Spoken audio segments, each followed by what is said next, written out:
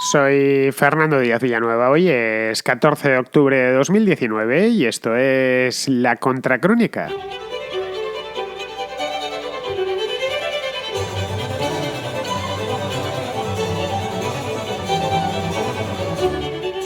Antes de que acabe el mes, el mes de octubre, estamos ya a mediados de mes, se habrá celebrado ya la primera vuelta electoral en 3 países de Sudamérica. El próximo domingo será en Bolivia las elecciones, la primera vuelta de las elecciones, y la semana siguiente, el día 27, en Argentina y en Uruguay. Junto a esto, la inestabilidad se ha apoderado, como bien sabemos, lo traté aquí la semana pasada, de Ecuador y en menor medida de Perú. Esto lo traté la semana anterior. Todo este espectáculo se contempla desde Caracas y desde La Habana con ojos complacidos. Todo este espectáculo de inestabilidad general en Sudamérica estoy hablando. Díaz-Canel y Nicolás Maduro se sienten solos y asediados desde hace ya bastante tiempo, pues desde hace más de un lustro, cuando se produjo el gran cambio en Hispanoamérica, no solo en el sur, sino también en el centro y en el Caribe. Y en aquel momento los gobiernos hispanoamericanos empezaron a escorarse hacia la derecha, pero el año pasado parece ser que la suerte al menos de Maduro y de Díaz-Canel cambió. México hace un año fue el primer aviso, además hace justo un año entró en el gobierno en diciembre del año pasado, López Obrador. Ahora es muy probable que los peronistas vuelvan al poder en Argentina y que en Bolivia Evo Morales, el único gran apoyo que le queda hoy por hoy a Nicolás Maduro en Sudamérica, se mantenga como presidente de Bolivia. Esto sería ya, en el caso de que lo consiga, sería ya su 4º mandato consecutivo desde el año 2005. Si esta situación se materializa, pues tendrá consecuencias directas, antes de lo que pensamos, antes de fin de año, sobre el cuestionado régimen de Nicolás Maduro, que atraviesa su peor momento, pero que a pesar de todo no termina de caer.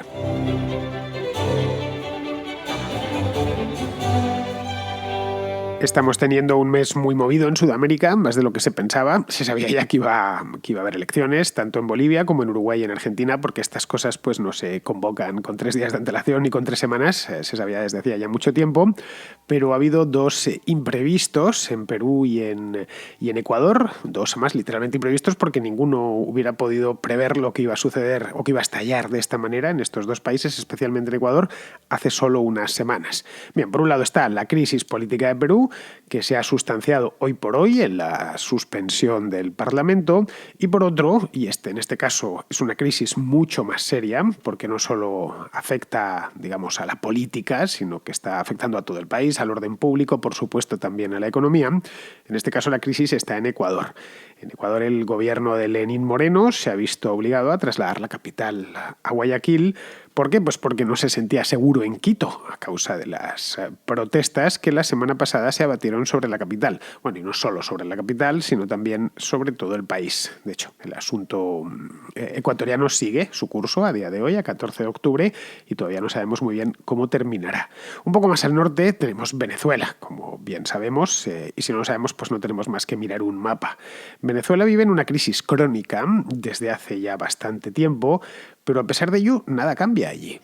Es algo que se viene diciendo por lo menos desde el año 2014, que el régimen chavista tiene los días contados, o los meses contados, o las semanas contadas, pero aquí estamos ya prácticamente en 2020 y Nicolás Maduro sigue en su sitio. Bueno, de hecho, todo lo contrario. Está hoy mejor de lo que estaba hace, por ejemplo, un año. Está en mejor posición. No quiero decir que los venezolanos estén en mejor posición, pero sí su gobierno. Maduro permanece amarrado al poder, con bastante fuerza, por cierto, y ya desprovisto de toda careta de legitimidad. No de puertas adentro, que eso por descontado, esa careta se la quitó hace ya más de 2 años, en 2017, cuando decidió cepillarse la Asamblea Nacional y sustituirla por otra más afín a sus intereses, y cuando dio paso ya a una represión sin ningún tipo de medidas sobre los opositores, sino hacia el exterior. Fuera de Venezuela, el régimen chavista trataba de mantener una imagen de chico decidido, pero chico bueno, que respetaba la democracia, que respetaba a sus vecinos, etc. Bien, esto hace tiempo que lo abandonó, ahora ya no tienen miedo ninguno en que vean que aquello es, sin una dictadura, sí al menos un régimen muy autoritario. Hace unos días, un par de días, el presidente electo de Guatemala, que se llama Alejandro Yamatei, lo comentaba aquí hace mes y pico, cuando se produjeron las elecciones en Guatemala, pues este hombre, ya digo, presidente electo, todavía no ha tomado posesión del cargo, pero lo hará dentro de unos meses. Este hombre trató de entrar en Venezuela para reunirse con Juan Guaidó. En principio, nada especial, pues voló hasta Caracas y una vez estaba allí, fue retenido en el aeropuerto de Maiquetía, ese aeropuerto de Caracas, y remitido de vuelta a su país. Ojo, un presidente electo, no estamos hablando del líder de la oposición guatemalteca, no, un presidente electo. No pudo evidentemente reunirse con Guaidó, que le estaba esperando dentro de, no en Maiquetía, pero sí en Caracas. Y claro, algo así, la verdad, yo cuando lo leí me sorprendió y me sorprendió bastante. Cosas como esta hace solo 2 años hubieran sido directamente impensables. Pues bien, hoy ya no. Hoy se ve que Maduro se siente fuerte, no sé, no invencible, pero sí al menos bastante fuerte, lo suficiente como para permitirse el lujo de malquistarse con alguien que será presidente de Guatemala, que no es un país grande, pero tampoco es un país pequeño, dentro de 3 meses. Sí, tomará posesión, supongo, a principios del mes de enero, el nuevo presidente de Guatemala. En fin, podría pensarse que este hombre se ha vuelto loco o que ya directamente le da todo igual. Eso en principio. Bueno, a Maduro ya no le importa un pimiento lo que pueda suceder, pero no es así. Yo creo que está actuando de manera muy racional. Es decir, yo creo que se huele que el viento está cambiando de dirección y poniéndose a su favor, claro está. Podría decirse también que desencaminado no va. Es decir, si miramos lo que está sucediendo por aquella zona, desde hace ya un tiempo, esto no es de ahora, empezó a cambiar el viento de dirección en el mes de diciembre del año pasado, cuando López Obrador se hizo cargo del gobierno mexicano. Bueno, las elecciones las había ganado mucho antes, las había ganado en el mes de julio de 2018. Pero vamos, me explico. El quilombo gigantesco que se ha armado en Ecuador es la primera campaña que les sale bien a los chavistas en mucho tiempo. Llevaban años fracasando allá donde lo intentaban, viendo cómo presidentes y gobiernos que ellos patrocinaban, tanto en Sudamérica como en Centroamérica, pues se venían abajo. Ahora ve que todavía no se han terminado de cargar al presidente de Ecuador, pero están en ello.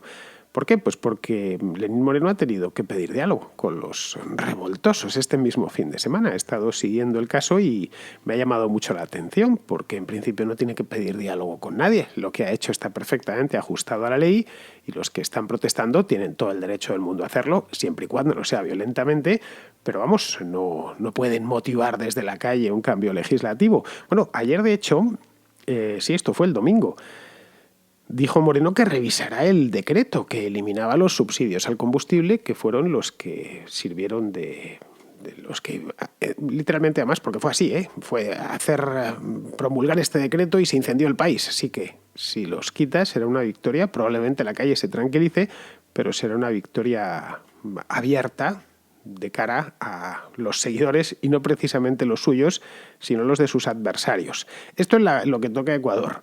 En Perú, la guerra contra Vizcarra es cosa de la oposición fujimorista, como bien sabemos, pero por ahora va ganando el presidente. Esa es la verdad, no se ha tenido que ir, los fujimoristas se han quejado mucho a lo largo de las últimas 2 semanas, pero bien, no se ha reabierto la asamblea en Perú y todo sigue como estaba. Si lo vemos, quiénes son los aliados hoy por hoy del presidente Vizcarra, lo que nos encontramos es que su principal apoyo, en la calle al menos, es la izquierda local del Frente Amplio. El Frente Amplio peruano es de estricta obediencia venezolana y además no es precisamente pequeño. Las últimas elecciones se constituyeron, las últimas elecciones peruanas, que fueron en el año 2016, se constituyeron como tercera fuerza política del país, con casi el 20% de los votos, creo que 18,7, una cosa así. Por lo tanto, no es que tengan un dominio absoluto sobre la política peruana, pero sí son importantes. En Perú habrá elecciones dentro de poco, habrá elecciones en cuestión de meses, el próximo a finales del mes de enero del año que viene, y ahí el Frente Amplio, entiendo yo, lo mismo me equivoco, pero entiendo que echará el resto. Pero donde las elecciones no son en enero, sino en este mismo mes, en el mes de octubre, es en 3 países de esta región, en Bolivia, en Uruguay y en Argentina. No sé quién va a ganar en ninguna de las tres. ¿Por qué? Pues porque no soy pitoniso ni leo los pozos del café. Pero ateniéndome a las últimas encuestas, las encuestas al menos para la primera vuelta, la segunda vuelta ya sabéis que es más difícil de adivinar porque uno nunca sabe cómo se va a reorganizar el voto. Después, vamos, ateniéndonos a las encuestas de la primera vuelta, que además en los tres países hay un montón de ellas, la cosa pinta bastante bien para los candidatos afines a los intereses de Maduro.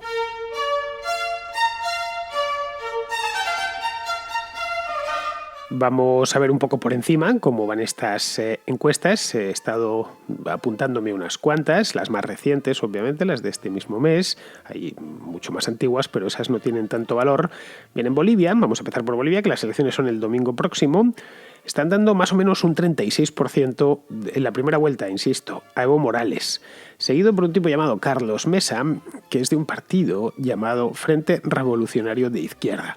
A este le dan el 25 más o menos, estoy hablando, una horquilla de aproximadamente entre el 23 y el 27-28% en distintas encuestas. Bien, el Frente Revolucionario de Izquierda, a pesar de ese nombre, no es muy revolucionario, no demasiado, o no absolutamente nada. Son, por decirlo en terminología propia del movimiento al socialismo, son tibios socialdemócratas. De hecho, Mesa fue presidente ya ha sido presidente de Bolivia, fue presidente justo antes de Evo Morales. Es más, Morales le hizo la vida imposible todo lo que pudo durante su mandato. Es decir, hace pues de esto ya casi 15 años, allá por el año 2004-2005.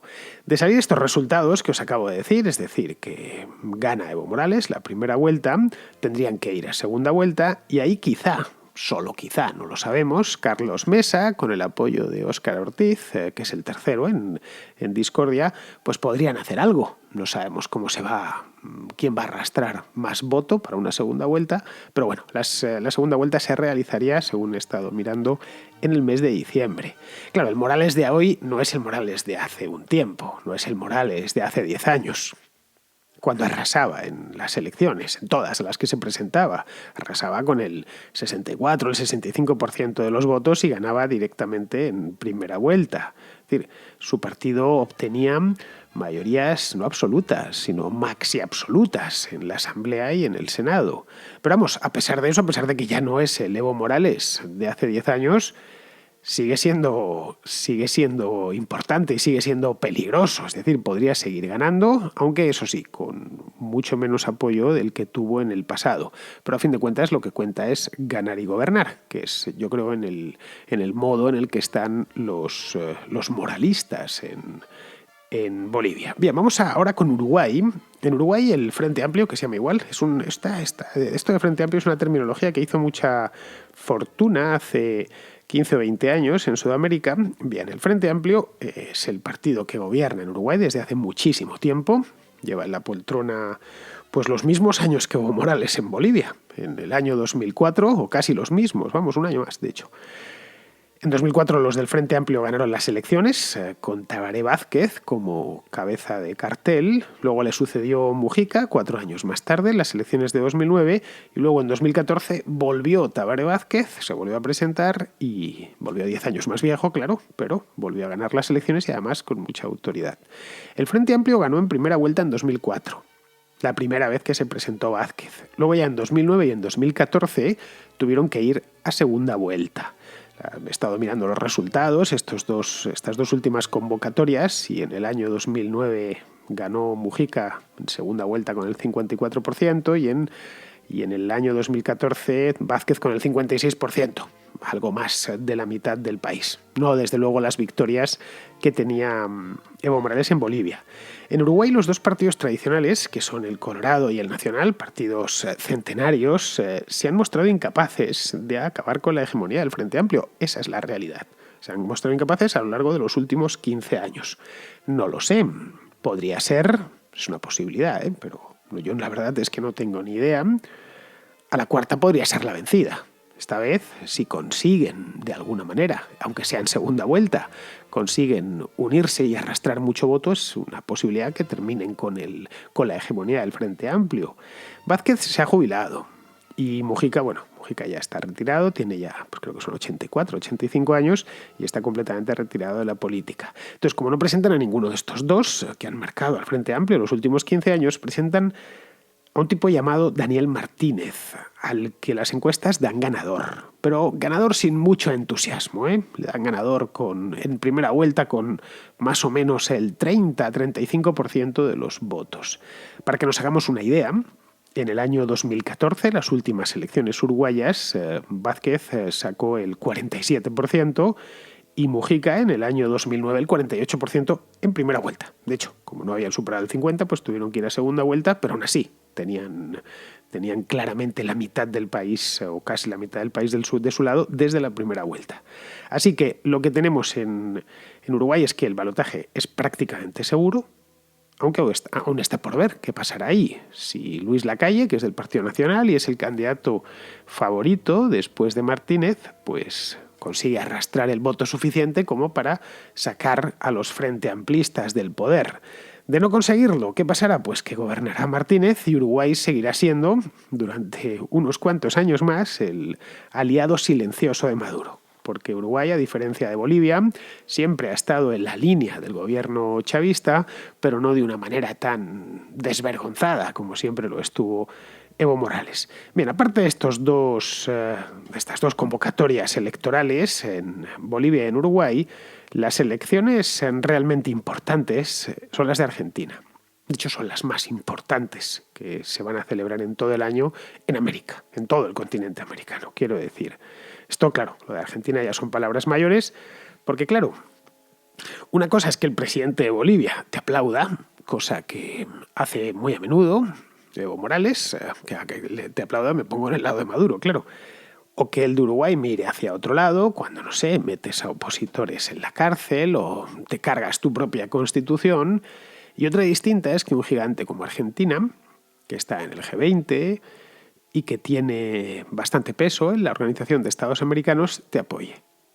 Bien, Argentina, digamos que es algo así como el premio gordo para Maduro. En el caso de que, caso bastante probable, por cierto, lo vamos a ver ahora, vaya hacia el vuelvo al peronismo, o al menos a ese peronismo que conocíamos hasta que Macri llegó al poder, el peronismo de los Kirchner. En ese caso sería una muy buena noticia, la mejor noticia que podría recibir Nicolás Maduro a día de hoy.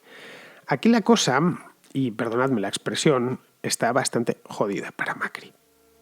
Son unas elecciones importantes y las voy siguiendo pues prácticamente a diario. Todos los días miro la prensa argentina y me echo unas risas, porque la verdad es que la actualidad argentina es una auténtica locura, pero bueno, voy viendo las encuestas, me las apunto, me las guardo para luego hacer las comparaciones pertinentes. A ver, no hay una sola encuesta, no sé, quizá la hay, pero yo no la he visto. De todas las que tengo aquí, ojo, del último mes, no hay ni una sola que le dé a Macri ganador en la primera vuelta. Vale, es cierto, y esto siempre os digo que las encuestas hay que tomarlas con pinzas, etc. Y es cierto además que en el caso de Argentina, las encuestas para las primarias, las famosas PASO, que fueron tan sorprendentes para todo el mundo, fallaron como una escopeta de feria. Eso es verdad. Pero lo hicieron a favor de Fernández y Fernández, que es el combinado que el Partido Justicialista presenta para estas elecciones. Está un tipo llamado Alberto Fernández y otra llamada Cristina Fernández de Kirchner, que conocemos todos. Hice un programa sobre estos dos, pues creo que en el mes de agosto, cuando se hizo oficial que iban estos dos juntos para las elecciones. Bien, aquí la pregunta es si Macri y Pichetto, que es el que va de ticket con él, que lleva de vicepresidente, bueno, Pichetto es curioso, porque es que este tipo es del Partido Justicialista también. Estas son estas cosas de Argentina que uno no entiende muy bien, pero bueno, es un sector del justicialismo, el peronismo que se ha hecho macrista o que va contra el otro sector, en este caso mayoritario, por el que se presentan Fernández y Fernández. Pero bueno, el hecho es, la pregunta, como os decía, es si Macri y Pichetto serán capaces de dar la vuelta a esto en el balotaje. Esta es la pregunta de oro y no hay muchas más. Bueno, eso sí hay balotaje, claro, que no es del todo seguro. La segunda vuelta en Argentina se realiza única y exclusivamente, esto conforme a la ley, una ley además bastante reciente porque lo de la segunda vuelta en Argentina proviene de los años 90, antes no existía. Bueno, se realiza cuando el ganador de la primera vuelta no ha llegado al 45% de los votos. Bien, con las encuestas en la mano, bueno, en este caso no las tengo en la mano, pero las tengo en los ojos porque el listín que me he ido haciendo a lo largo del último mes lo tengo ahora mismo delante de mis narices. Bien, en prácticamente todas las encuestas, prácticamente todas, le da mayoría. Ojo, y en las que no tiene esa mayoría son muy antiguas, ¿eh? Son encuestas ya que habríamos de irnos al mes de agosto. Bien, todas dan a Fernández y Fernández por encima del 45% de los votos. Así que parece probable, no es seguro, pero es muy probable que el próximo presidente de Argentina sea Alberto Fernández. Y lo sea además desde el mismo mes de octubre, desde este mismo mes, que no haya que esperar a la segunda vuelta, que sería ya para finales del mes de noviembre. De ser así, en el caso de que esto se termine materializando, Maduro se encontrará de golpe con dos aliados fundamentales que hace un año no tenía. Uno es México, que lo obtuvo de manera un tanto, no diré inesperada, porque lo de López Obrador se veía venir, pero bueno, en cierto modo sí inesperada, porque hace solo 2 años, cuando la cosa en 2-3 años, cuando la cosa en México, en Venezuela se empezó a torcer, en México nadie tenía las expectativas de que iba a terminar López Obrador ganando de la manera en que lo hizo. Pero bueno, hace un año él no tenía México en el norte y ni tenía Argentina en el sur. Con el Frente Hispano ya definitivamente roto, no digamos ya si los Frente Amplistas se mantienen en Uruguay y además en Bolivia vuelve a ganar Evo Morales. Quedaría el Frente Hispano rotísimo. Y solo, pues estaría ahí Estados Unidos y los gobiernos de Colombia y de Brasil clamando en el desierto.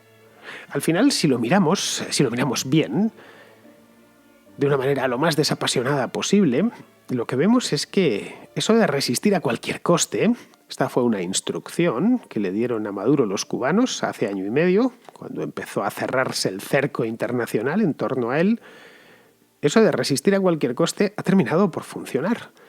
No sé, en política, y esto lo estamos viendo, como en cualquier otra cosa de la vida, el que resiste gana.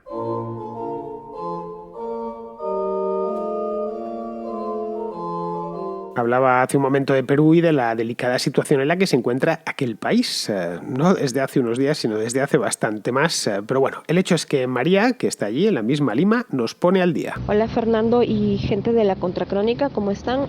Les hablo desde Lima, Perú, para ponerlos un poco al tanto sobre cómo van las cosas por aquí desde que sucedió todo esto hace 10 días, toda esta catástrofe política. Bueno, ahora que ya la gente se está calmando un poco y se ven todo con más claridad, también se pueden ver muchas cosas con más claridad, no solamente a la gente. Tenemos a Vizcarra, que ha nombrado como ministro a un antiguo congresista fujimorista y que el Estado peruano le está devolviendo a Odebrecht 150 millones de dólares.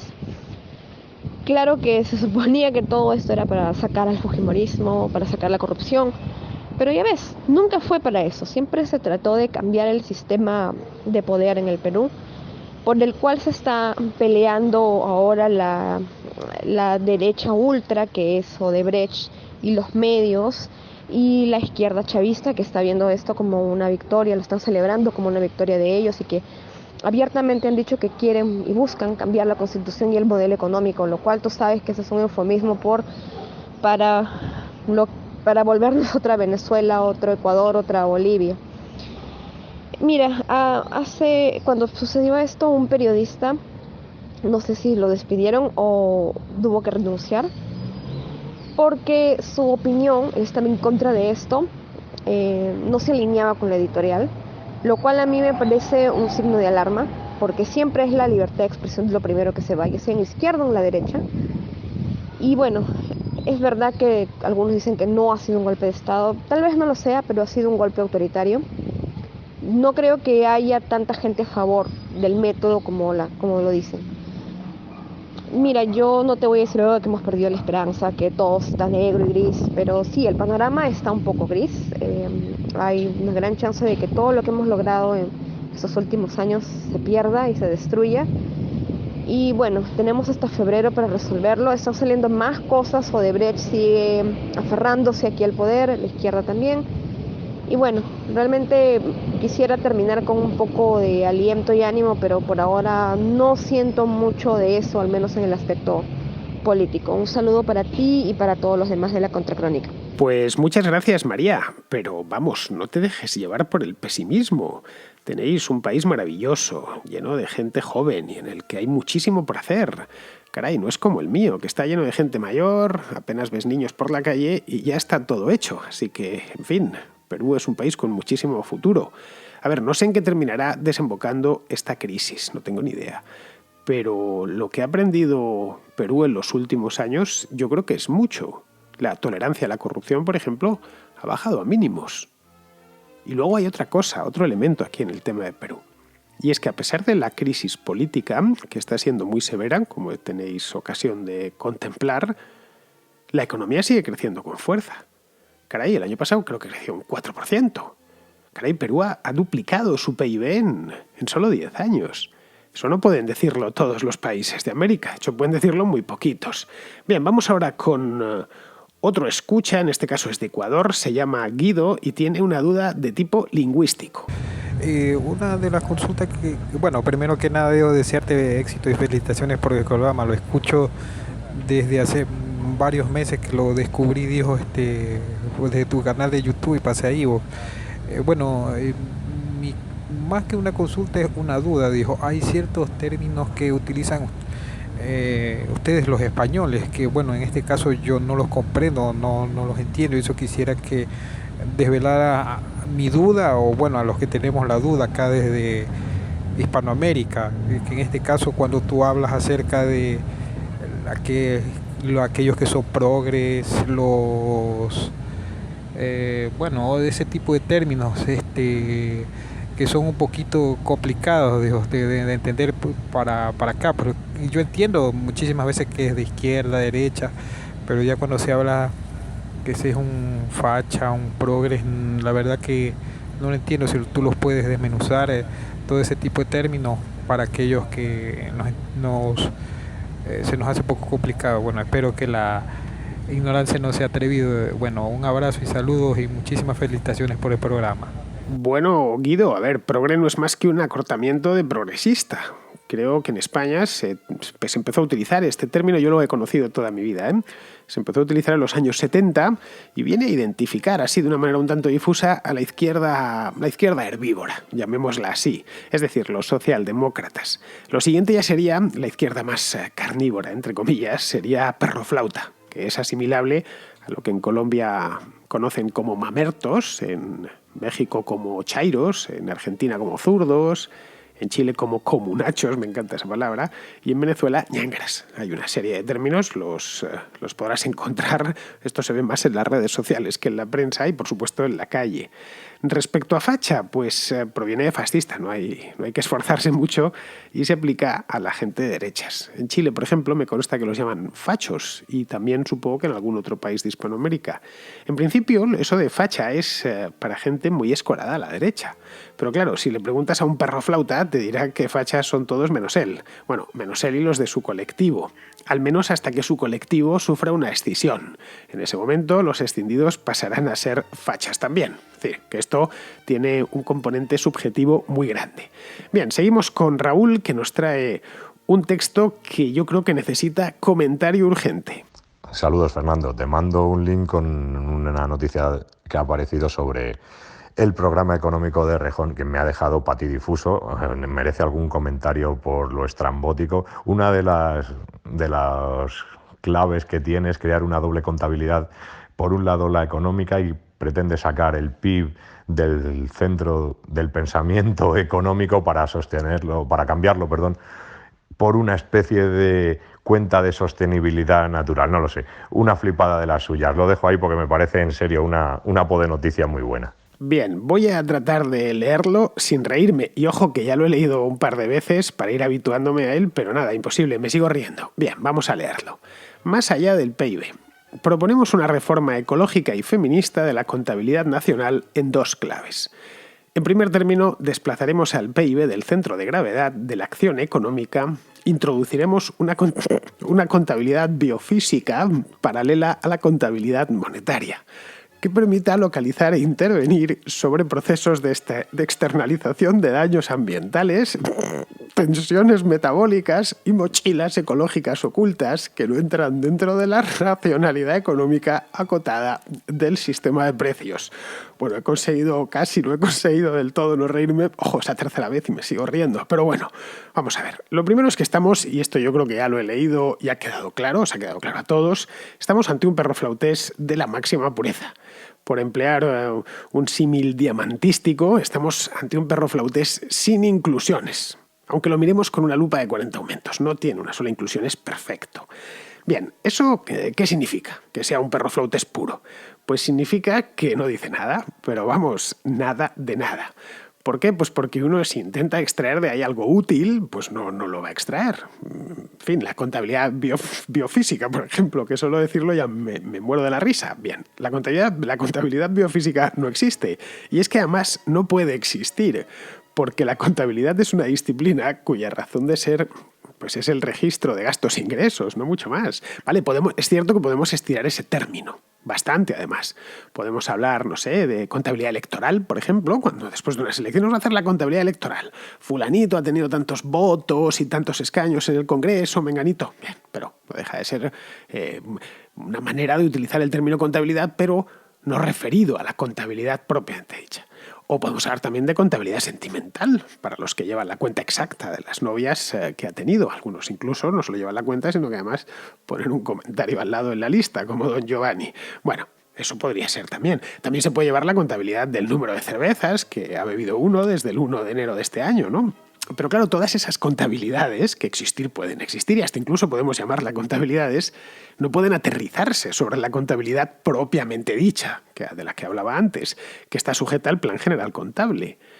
Y eso, claro, eso es cosa seria, que tiene que ver con números además fieles a la realidad, y no con cosas como tensiones metabólicas o mochilas ecológicas ocultas. Es maravilloso, no me digáis que no. Yo solo no pensé que iban a llevar el perro flautés a este nivel de perfección. Este tipo auténticamente es el Tito Livio del perro flautés. Esto se tendrá que reconocer el día de mañana. Bien, así que volviendo sobre este texto, no sé, quizá lo que está proponiendo Errejón es que el Estado lleva una doble contabilidad. Bueno, de hecho lo dice. Vamos a volver sobre el texto. Dice, proponemos una reforma ecológica y feminista de la contabilidad nacional en dos claves, es decir, en dos contabilidades. En primer término, por un lado, el PIB lo van a desplazar como centro de gravedad. Ya está, no hará falta, pero bueno, dos contabilidades. Doble contabilidad. Bueno, eso tiene un problema, y es que la doble contabilidad, aparte de un delito grave además, no creo que guste demasiado en Bruselas. No sé cómo van a presentar estos números o al FMI, etc.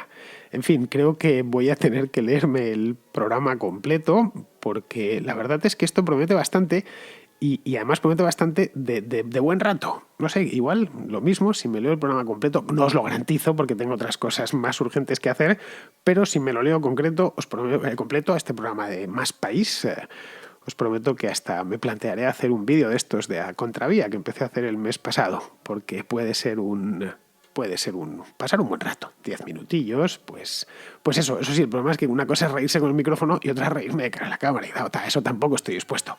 En fin, vamos a ir terminando ya.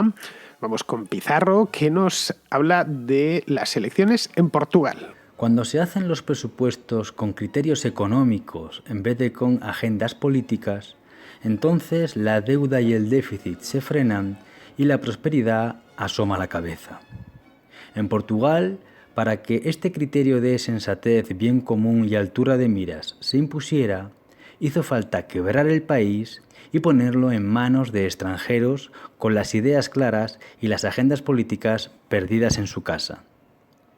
Ahora que la senda de la viabilidad del bienestar se ha retomado, los políticos portugueses se ven en la disyuntiva de seguirla o sacar sus agendas políticas de nuevo a pasear. De momento, les dura el susto de la bancarrota y la intervención foránea, pero la naturaleza del escorpión es la que es. Un cordial saludo de Pizarro. Pues hasta aquí hemos llegado, queridos amigos. Ya sabéis, mañana que será día 15, yo estaré por aquí y espero que estéis vosotros por allá. Así que hasta mañana, amigos.